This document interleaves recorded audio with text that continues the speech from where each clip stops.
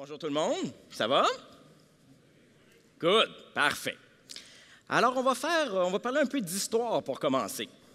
Il y a très longtemps, nos ancêtres avaient comme préoccupation principale de réussir à se chauffer. Ils voulaient se défendre. Alors ils ont décidé de maîtriser le feu. Après ça, ils ont voulu explorer des nouveaux territoires. Ils ont voulu aller voir ailleurs, ils ont voulu aller voir des endroits inexplorés. Pourquoi au fond? Pour voir qu'est-ce qui pouvait bien s'y trouver, par simple curiosité. Après ça, on a voulu essayer de prouver des théories folles à l'époque. Peut-être que c'était nous qui tournions autour du Soleil et non pas l'inverse. Certains ont risqué leur vie pour ça. Après, on a voulu comprendre qu'est-ce que décimé des millions d'entre nous, des tueurs invisibles, des virus, des bactéries, qu'on a domptés, qu'on a compris. On a voulu aller dans l'espace, des scientifiques, des inventeurs nous ont aidés. Nous avons hérité d'une tonne de produits qu'on utilise tous les jours grâce à ça. Parce que vous savez, l'histoire de l'humanité n'a pas retenu le nom de ceux qui savaient déjà. Ils ont retenu le nom, nous avons tous collectivement retenu le nom de ceux et celles qui étaient obsédés tous les jours par le fait d'essayer de comprendre ce qu'ils ne savaient pas.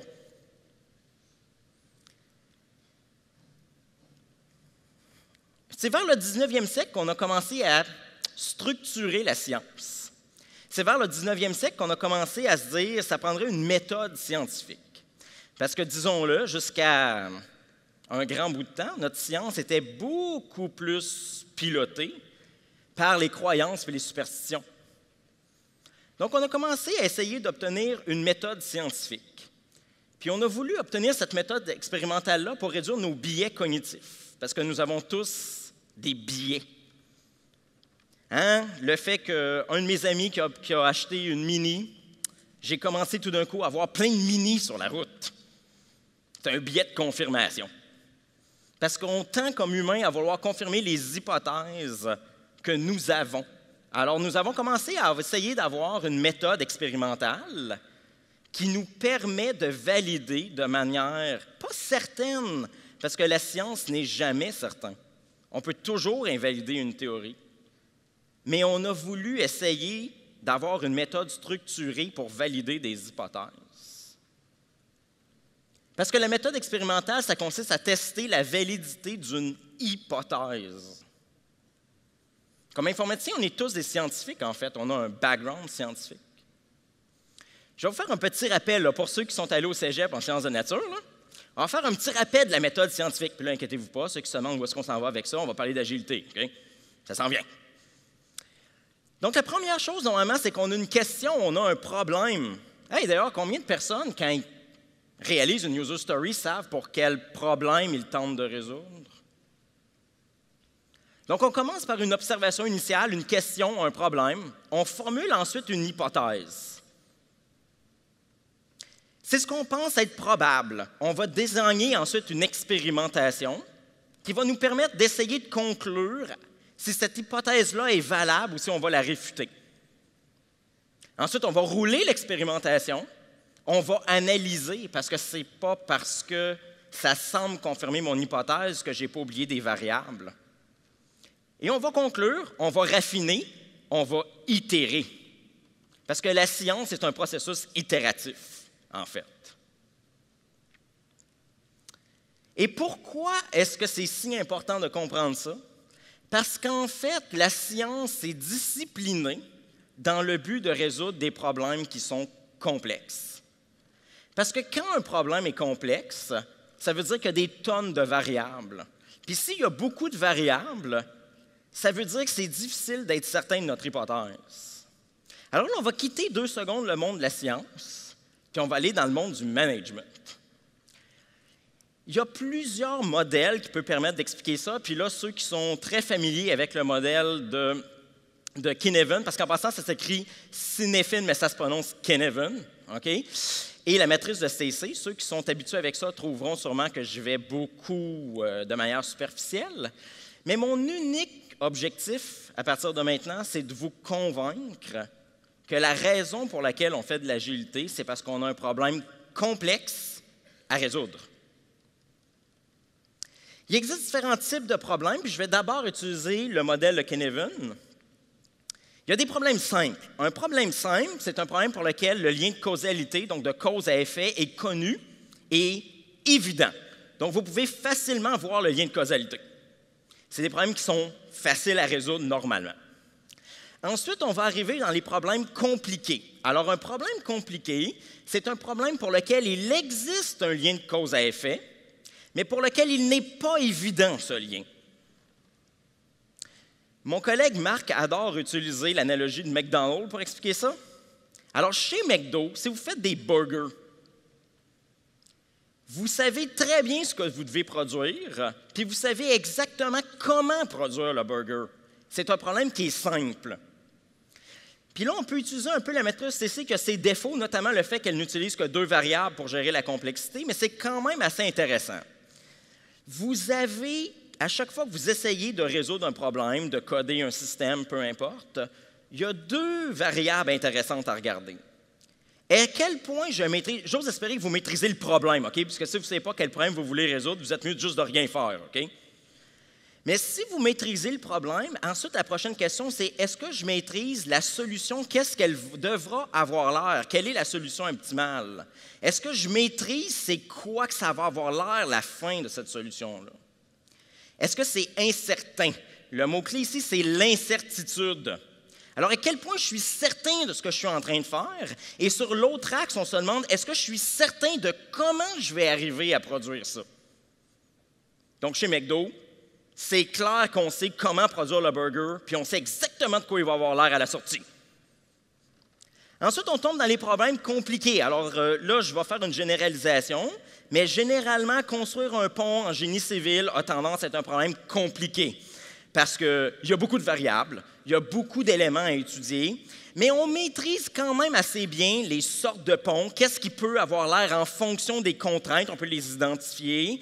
Puis, on maîtrise les matériaux, on sait pas mal comment le bâtir. C'est compliqué, c'est long, mais si je pioche vraiment longtemps comme expert dans ce domaine-là, que je fais une super bonne analyse, je vais arriver probablement à une solution assez optimale.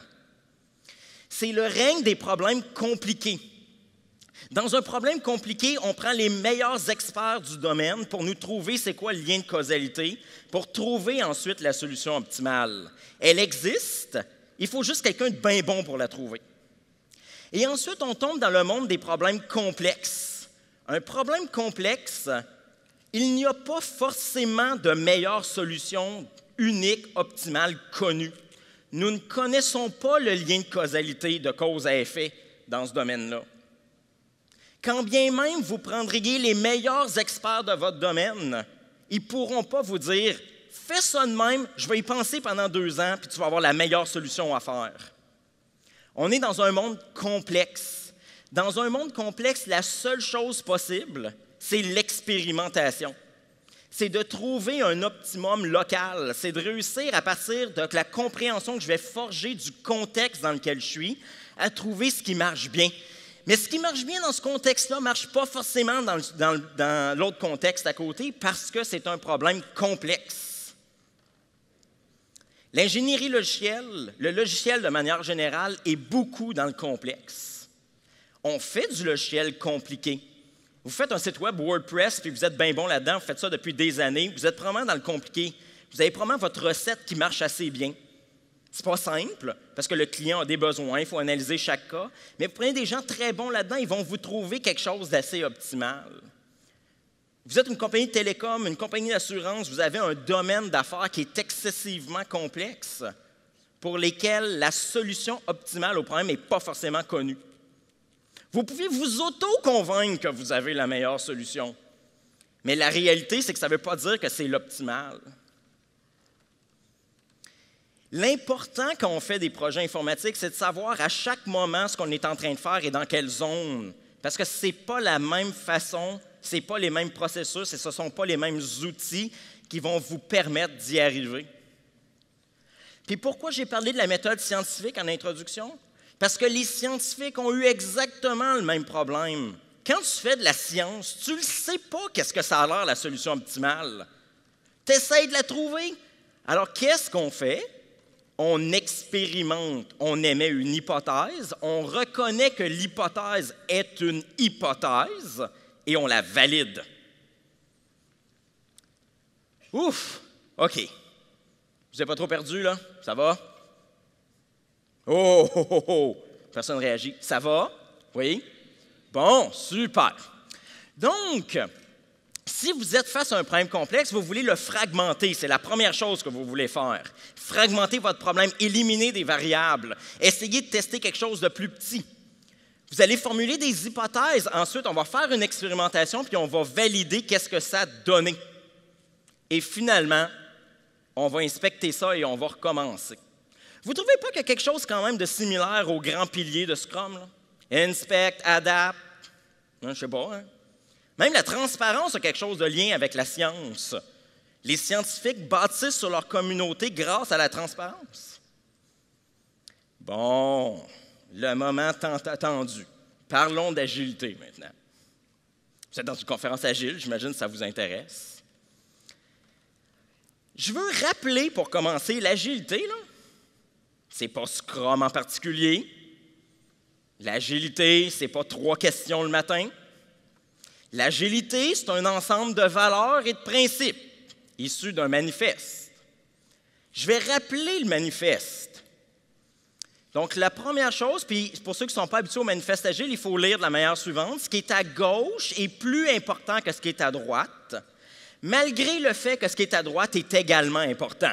Okay? Donc, ce qui est à droite en gris, c'est important, mais ce qui est à gauche est prioritaire. Vous pouvez le voir comme ça. Okay? Alors, les agilistes du début nous disaient, les individus et les interactions sont plus importants que les processus et les outils. Regardons. C'est drôle quand même, hein? OK. C'est drôle en particulier quand la première mesure de l'agilité, généralement, c'est « tu fais-tu des sprints? » Le logiciel fonctionnel est plus important qu'une documentation exhaustive. Pas que la doc, c'est pas important, là. C'est juste qu'on pense qu'un logiciel fonctionnel est la meilleure façon de mener une expérimentation. La collaboration avec le client et surtout l'adaptation au changement, parce que c'est l'idée de l'agilité. Pourquoi voulions-nous faire de l'agilité? Parce que l'objectif, c'est de se dire, nous faisons un constat, nous vivons dans un monde complexe, et si on vit dans un monde complexe, ma seule chance de réussite est de réduire suffisamment le risque. Ce n'est pas de repousser le changement, il est inévitable, c'est de l'embrasser. Mais je vais devoir avoir des principes et des façons de faire en place qui me permettent d'accepter le changement, qui me permettent de m'adapter. Ce qui vient avec 12 principes, je ne les ai pas listés les 12, mais le premier est intéressant.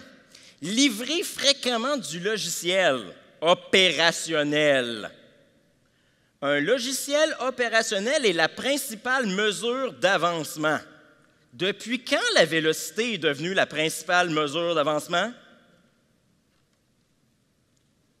Notre plus haute priorité est de satisfaire le client en livrant rapidement et régulièrement avec la plus grande valeur ajoutée. Accueillir positivement le changement de besoin. On réfléchit aux manières des plus efficaces, c'est le principe derrière les rétrospectives. Puis nous sommes des équipes auto-organisées. C'était les 12 principes fondateurs du mouvement de l'agilité.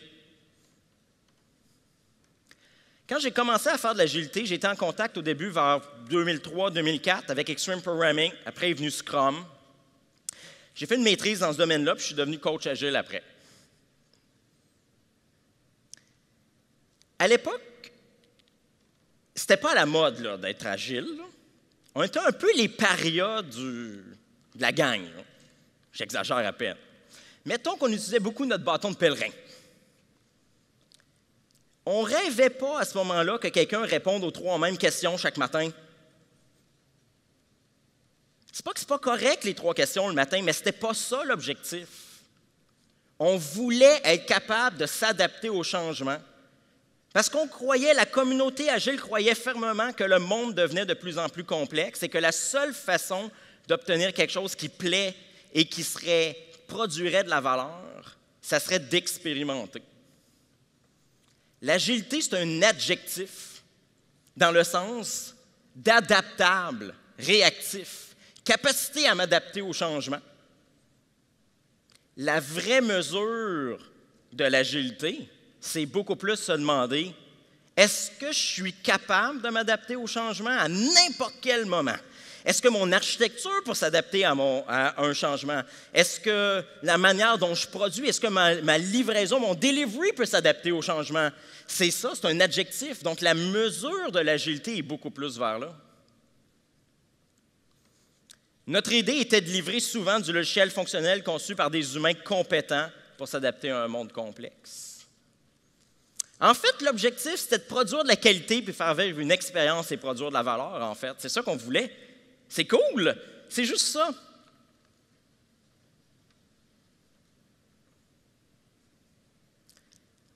Mais pour réussir à atteindre cet objectif-là, qui est complexe, il fallait expérimenter, il fallait une façon d'être capable d'y arriver.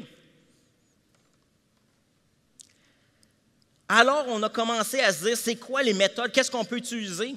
Puis vous allez voir que c'est étrangement similaire à la science. Qu'est-ce qu'on peut bien expérimenter quand on fait un projet agile? La première chose, c'est le produit. Le produit lui-même est une grande expérimentation. Vous ne savez pas vraiment ce que votre utilisateur veut. Vous pensez que vous savez, vous avez une bonne hypothèse, mais vous voulez explorer votre propre produit. Vous voulez explorer votre équipe. Scrum met beaucoup d'accent là-dessus, avec raison.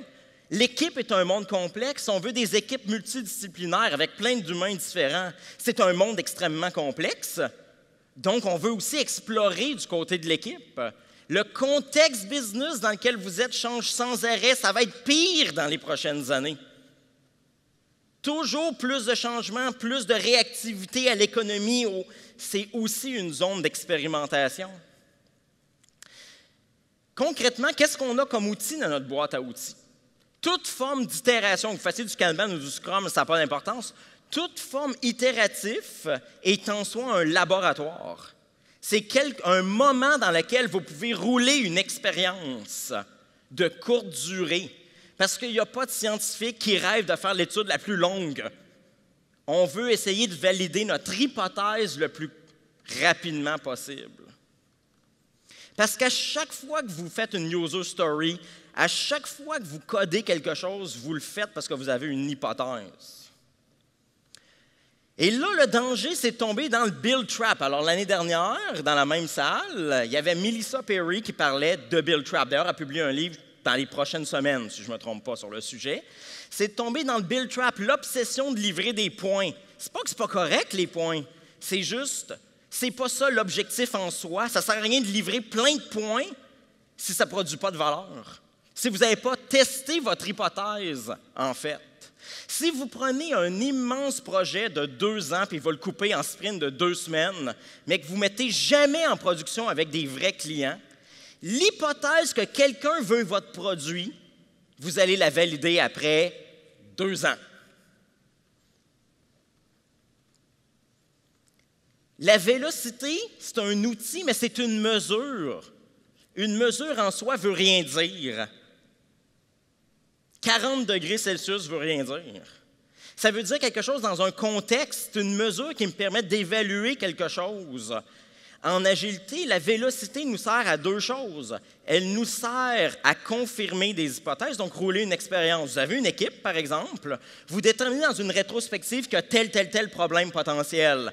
Vous formulez une hypothèse. « Hey, tiens, gadon, ça ressemble pas mal à un plan d'action, hein, ça. » Normalement, une rétrospective a un plan d'action. Fait que vous formulez une hypothèse qu'il y a un problème. Le plan d'action est comment vous allez concevoir votre expérimentation. Vous le roulez pendant un certain nombre de semaines de sprints si vous faites des sprints. Puis après, vous allez revenir dans une rétrospective, vous demander est-ce que ça a eu un effet et une possibilité, selon votre hypothèse, pourrait être de tester est-ce que la vélocité a monté ou a descendu.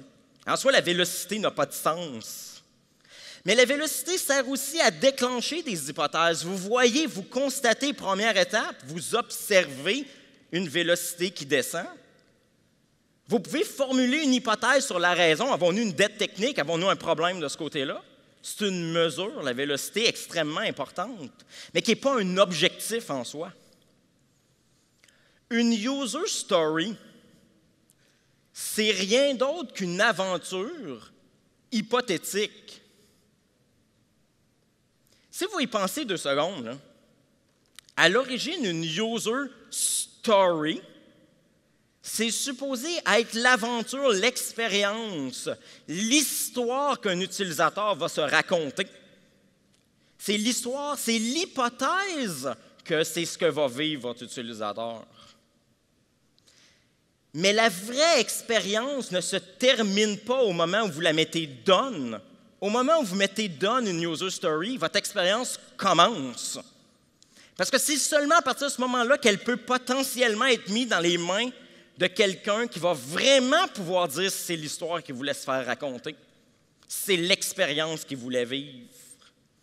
Une user story est un grand test. En fait, en agilité, tout est toujours une hypothèse que je veux confirmer.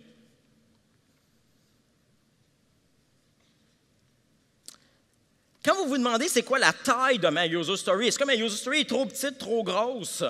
La question n'est pas dans le bon sens. La vraie question, c'est quelle est la plus petite hypothèse que je souhaite tester? Tout d'un coup, ça devient beaucoup plus facile de découper une user story puis de trouver des petits morceaux. Parce que ce que je veux trouver, c'est une hypothèse minimale à valider.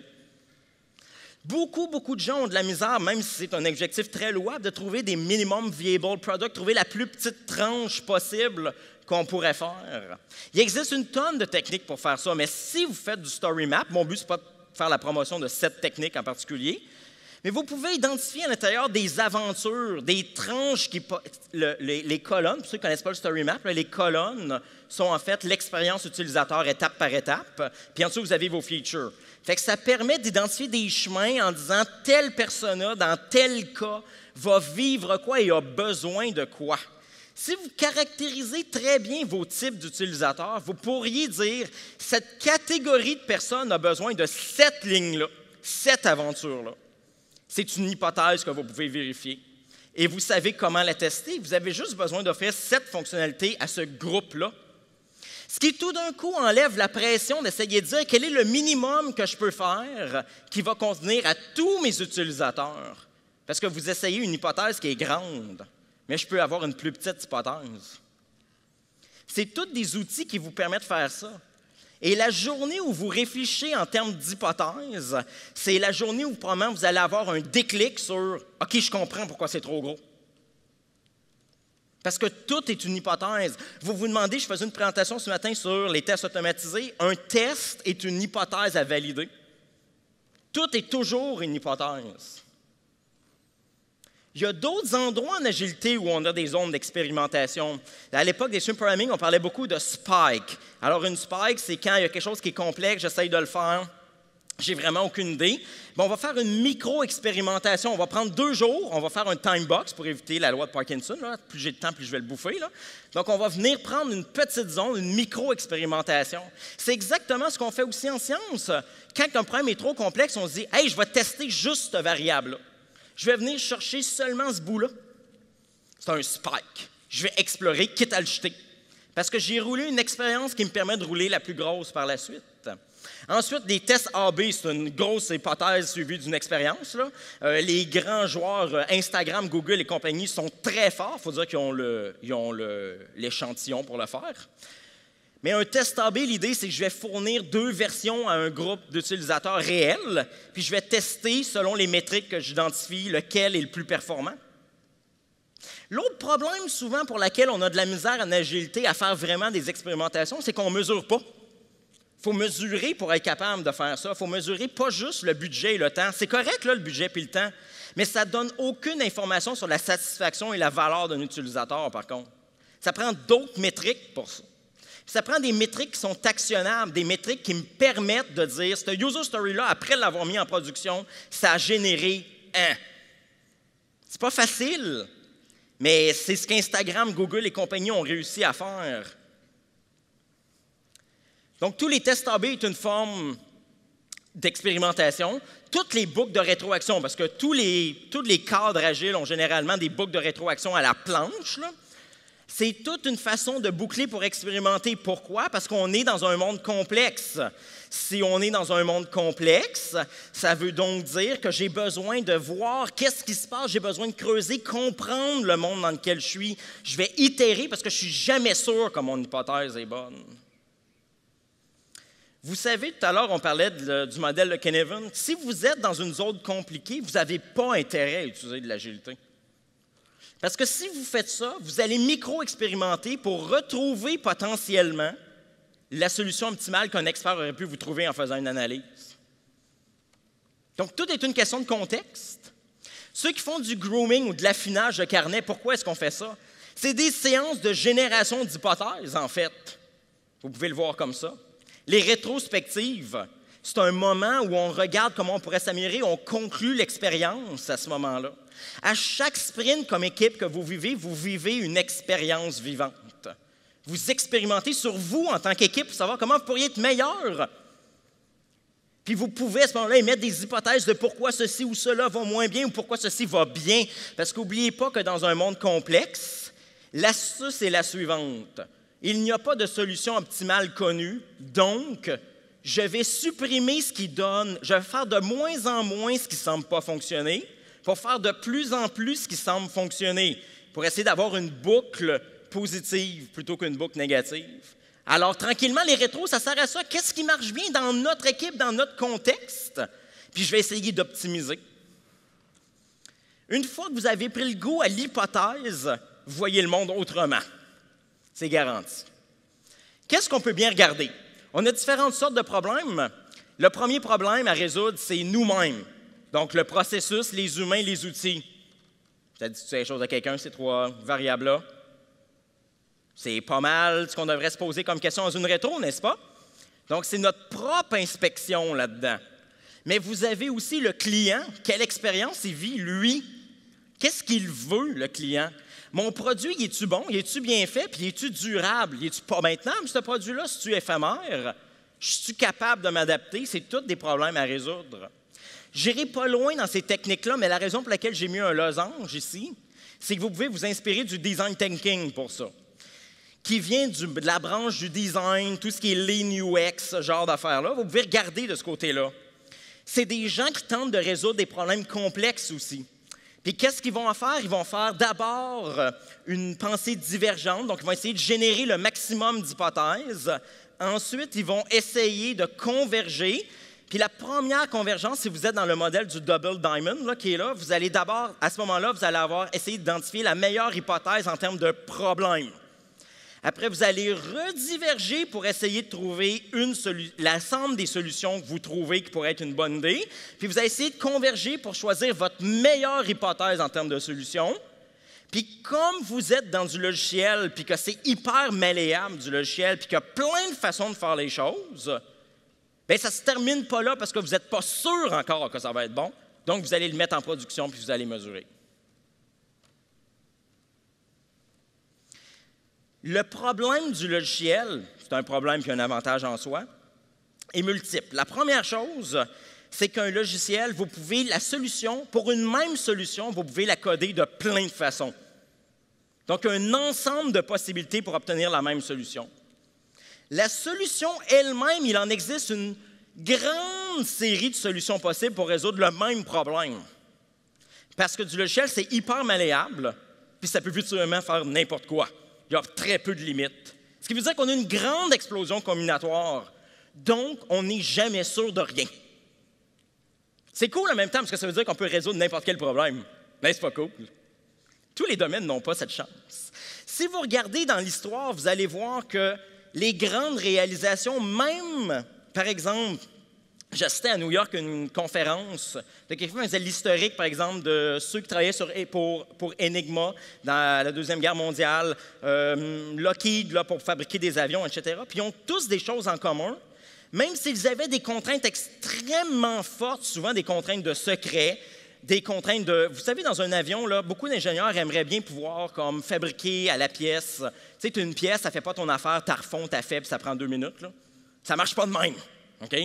Mais ils aimeraient tellement, ils font tout pour ça. Ils essayent de voir des équipes auto-organisées malgré le secret. Ils essayent de faire en sorte d'avoir la plus grande liberté. Ils essayent d'avoir des micro-expérimentations à l'intérieur parce qu'ils ont tellement peur de se tromper. Parce qu'en fait, le risque, c'est ça. Je vais revenir là-dessus. Les grandes inventions cachent généralement une série d'échecs. Et le problème, puis peut-être que vous avez entendu parler du modèle Spotify, etc., c'était très à la mode dans les dernières années. On parle beaucoup de fail wall, d'échecs, etc. Le problème, c'est qu'on n'a peut-être pas la même définition de l'échec. On a tendance traditionnellement à voir l'échec comme étant l'échec du projet ou du produit. Le point est le suivant. Plus vous attendez pour valider une hypothèse, plus l'échec risque d'être grand. Donc, en fait, quand on dit qu'il faut expérimenter, quand on dit en agilité, je dois être adaptable, l'objectif en arrière de ça que ça cache, c'est une réduction du risque, pas une augmentation. Ceux qui font du continuous delivery en livrant tous les jours en production, vous savez pourquoi ils font ça? Parce que ça réduit le risque, ça ne l'augmente pas, à moins d'avoir des mauvais outils, une mauvaise architecture, un mauvais mécanisme. Mais le vrai problème, il est là. Sinon, en fait, le fait de fusionner plus souvent est une réduction du risque. J'en ai moins à la fois qui peut briser. Fait que l'idée, ce n'est pas d'échouer le projet. L'idée, c'est de micro-échouer le plus souvent possible pour que ça soit quasi imperceptible. Parce qu'à chaque fois que vous échouez, vous savez que ce n'est pas une veine où il faut aller. Vous savez vers où vous allez pour réussir l'objectif principal. C'est ça en soi qu'on veut faire. C'est de réduire l'incertitude. Un monde complexe et plein d'incertitudes. On veut le réduire en explorant, en faisant des hypothèses. Mais mon objectif n'est pas de vous dire de ne pas réfléchir. L'agilité a été taxée pendant longtemps de ça. Pas de documentation. Go, va coder tout de suite, on est full agile. C'est pas ça le but. Il faut réfléchir. La seule chose, c'est qu'il faut être conscient du modèle de Cynefin ou la matrice de Stacey dans lequel, comme vous êtes dans un monde complexe, ça veut donc dire qu'il y a un point, il y a un moment où quand même vous feriez 10 autres réunions avec les meilleurs experts, vous ne réduisez plus l'incertitude. Parce que tout ce que vous faites, c'est générer plus d'hypothèses. C'est ce moment-là auquel il faut arrêter de réfléchir puis l'essayer. Si ça rate, je sais que ce n'était pas la bonne. C'est de micro-expérimenter l'idée, pas de ne pas réfléchir. D'où l'idée du design thinking, là, soit dit en passant, où on peut s'inspirer beaucoup. C'est quelque chose qui est en train de fusionner beaucoup avec l'agile, qui est en train de beaucoup inspirer les gens de la communauté agile de ce temps-ci, soit dit en passant. Là. Votre cadre Scrum ne va pas vous empêcher d'échouer. Puis là, ce n'est pas Scrum le point. Hein. DAD, Safe, Extreme Programming, mettez ce que vous voulez. Il ne vous empêchera pas d'échouer. Il ne vous fera peut-être même pas livrer plus vite. Ce sont tous des cadres dont l'objectif est de vous donner un protocole de recherche pour continuer l'analogie. Vous menez des expérimentations et vous avez un cadre qui va vous dire si tu suis ce cadre-là, voici un protocole de recherche. Mais c'est vous qui faites la peinture à l'intérieur du cadre. C'est votre contexte. Dans un domaine complexe, chaque contexte est différent. Mais j'ai un protocole qui me permet de faire ça. En Scrum, la rétrospective dit bien, tu vas t'inspecter pour réussir à trouver c'est quoi les problèmes que toi tu as et tu vas trouver des solutions créatives pour tes problèmes. Tu vas émettre des hypothèses. Les sprints en Scrum, c'est le même objectif. Donc, c'est un cadre qui va vous permettre de voir venir l'échec. Un cadre, d'ailleurs, Scrum, ce n'est pas un processus, c'est un framework. C'est comme ça que c'est officiellement dit. Parce que ce cadre-là est un miroir. J'aime bien dire que l'agilité puis le Scrum, c'est un miroir. Vous allez vous regarder dedans à chaque 2 semaines, à chaque 3 semaines. Vous allez vous regarder dans votre miroir, puis peut-être que vous n'aimerez pas ce que vous voyez. Peut-être que vous allez aimer ça. Vous allez regarder les détails dans le miroir pour essayer d'être meilleur, pour comprendre le monde et le contexte dans lequel vous êtes.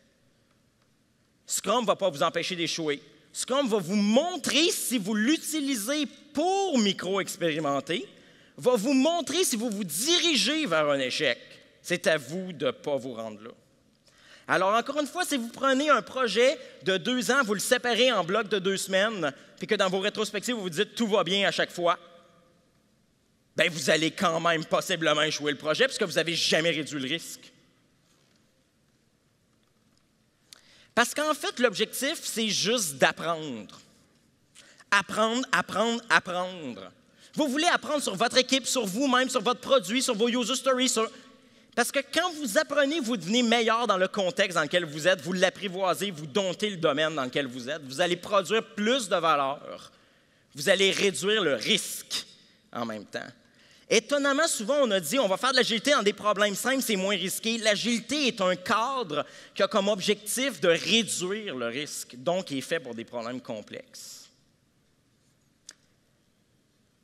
En terminant, je vais vous demander de fermer les yeux. Pensez à la dernière user story ou fonctionnalité que vous avez réalisée. C'était quoi votre hypothèse que vous vouliez valider? Pourquoi vous faisiez cette user story-là? C'était quoi l'objectif? C'est quoi que vous avez appris après l'avoir fait?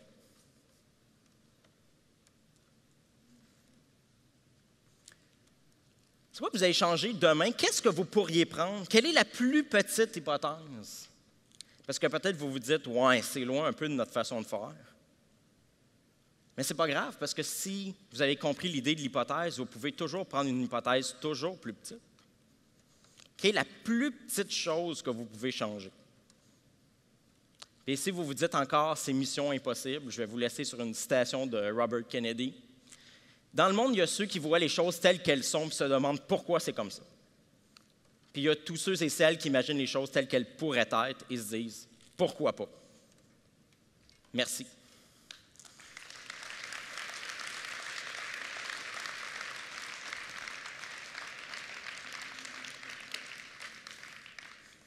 Question. Non, tout le monde est gêné.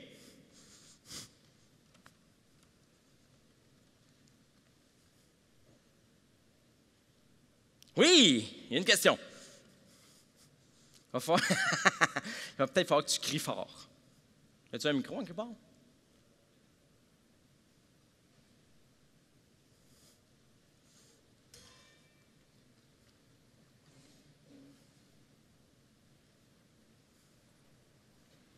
Oui, bonjour.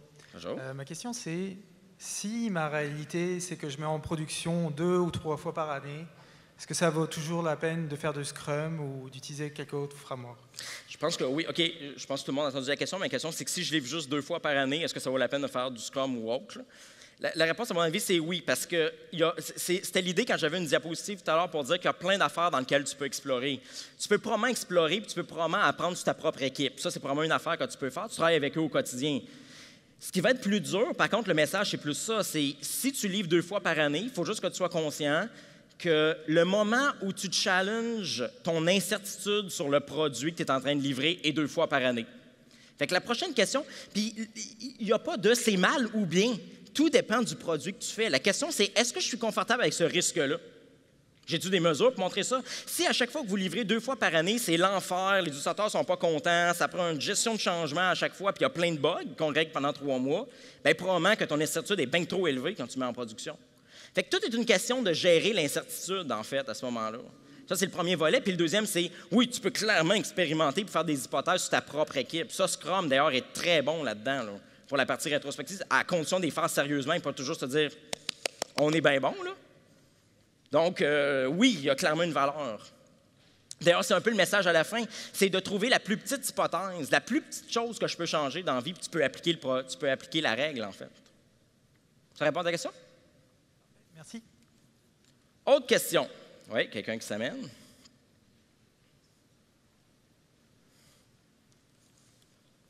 Bonjour. Bonjour. Dans un contexte d'un projet complexe, mais qui n'est pas encore en prod. On n'est pas. Oui. C'est ça. Dans le fond, on est toujours à se poser la question à quoi devrait ressembler la première version, c'est où la valeur, etc. Mais à un moment donné, on sait qu'il faut tester, mais comment se lancer, comment savoir à quoi devrait ressembler cette première version? C'est comment expérimenter ça si on n'est pas en prod? Alors, c'est intéressant parce que, en fait, la réponse est un peu dans la question. Parce qu'on n'est pas en production, je ne sais pas trop et je continue à avoir l'incertitude, parce que c'est ça le point. Si j'étais capable de le tester, puis là, évidemment, ça dépend des cas, je peux te donner des astuces, là, mais L'idée, c'est justement parce que je ne suis pas en production, je ne suis pas capable de savoir, donc on s'ostine, entre guillemets, j'exagère peut-être un peu, là, mais on essaye de trouver quelle va être la meilleure chose quand je vais le mettre en production. Quelle est la plus petite chose? Mais justement, parce qu'on n'est pas en prod, on le sait pas. C'est un peu ça l'idée. Mais là, après, par contre, il faut défaire le biais de se dire, oui, mais là, si je le mets en prod maintenant, tout ce monde-là ne seront pas contents. Tu peux-tu choisir un échantillon plus petit? On peut jouer sur l'échantillonnage. Mais là, le problème, c'est que si tu joues trop sur l'échantillonnage, mais pas sur, tu sais, on avait tout à l'heure, oh, pardon, je me fais tirer par mon fil. Tout à l'heure, on avait le story map. Si tu essaies de faire une colonne, par exemple, l'échantillon va jouer, il va te poser un problème. Parce que ce n'est pas une aventure qui correspond à cette partie-là. Parce qu'en science, le problème, là, c'est que si tu as un échantillon potentiel d'utilisateurs qui sont intéressés à la feature que tu as développée de 2 millions de personnes, puis que tu en sautes seulement 20, ce n'est pas statistiquement valable. Okay? C'est le problème que tu vas avoir. Fait qu'il faut jouer sur le slice à la place pour réussir à dire, si je fais juste le minimum, ce minimum-là ne sert qu'à 20 de mes utilisateurs, bien, je peux sonder ce 20 %-là. J'ai un échantillon de 100 mais qui est seulement 20 de mon objectif sur 5 ans, par contre. Mais là, par contre, c'est scientifiquement valable. Donc, c'est une façon de faire. Tu peux aller voir là, toutes les affaires qu'on parlait, les Google Venture Design Sprint. Donc, comment faire de l'idéation, comment réussir à penser un produit puis voir qu'est-ce qu'on va mettre en production en une semaine. Donc, vous pouvez regarder ça, Lean Startup, pour ceux qui sont plus dans les PME ou les trucs comme ça, peut être intéressant aussi. Fait qu'il y a plein d'outils qui se sont développés autour de l'agilité, en dehors du développement, en fait, là-dedans. Autre question? Mon temps est écoulé. Je sais pas. Oui? Non, c'est bon. Autre question? Oui?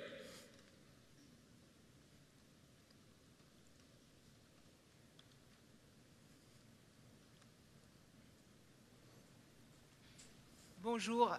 Vous avez dit donc que l'agilité va servir à gérer la complexité. Voilà. Dans le cas de projets où il n'y a finalement aucune complexité du genre, je ne sais pas moi, on refait un produit isofonctionnel, on sait exactement où on va, comment on va le faire, est-ce qu'il est toujours utile d'utiliser des méthodologies Scrum ? Bien, en fait, ça dépend du niveau de complexité. Puis, je suis prudent. La réponse straight, c'est si tu n'es pas dans un domaine complexe, l'agilité s'applique dans le modèle de Kneven sur la limite du compliqué complexe. Si tu es dans un projet simple, probablement pas. Là, mais je suis très prudent en disant ça, OK? Parce que le problème, c'est que très souvent, les gens considèrent que c'est un problème simple, mais la réalité, c'est que c'est pas vrai. Donc, je suis prudent dans ma réponse. Il faut être bien sûr. Puis, si vous voulez lire sur le modèle de Kneven, il y a un site là, qui ne s'affiche pas. Je ne sais pas si quelqu'un peut remettre la diapo, peut-être. Là. Il va avoir... si tu vas sur le site où est-ce que j'ai mis les slides, là, dans le bas, il y a une vidéo qui explique le modèle de Kneven, dans lequel ils vont expliquer qu'un des grands risques, il y a une falaise, en fait, entre le monde du simple et le monde du chaos. Si tu continues à concevoir constamment que tu es dans un domaine simple puis tu ne l'es pas, puis tu te confortes toi-même, la petite balle, elle va rouler puis elle va tomber la falaise dans le chaotique. C'est beaucoup plus dangereux, en fait, que de considérer le problème comme étant au moins compliqué. Fait que je suis réticent dans la réponse, mais la réalité, c'est ben, si tu as un problème hyper simple, tu l'as fait 40 fois, puis tu sais exactement comment faire, puis il n'y a aucune variabilité, puis etc., ben, la réponse, c'est pourquoi tu prendrais Scrum? La solution est déjà connue. Fait que fais-les directement. Oui. Merci. Merci. C'est bon? D'autres questions? Non? Alors, merci beaucoup.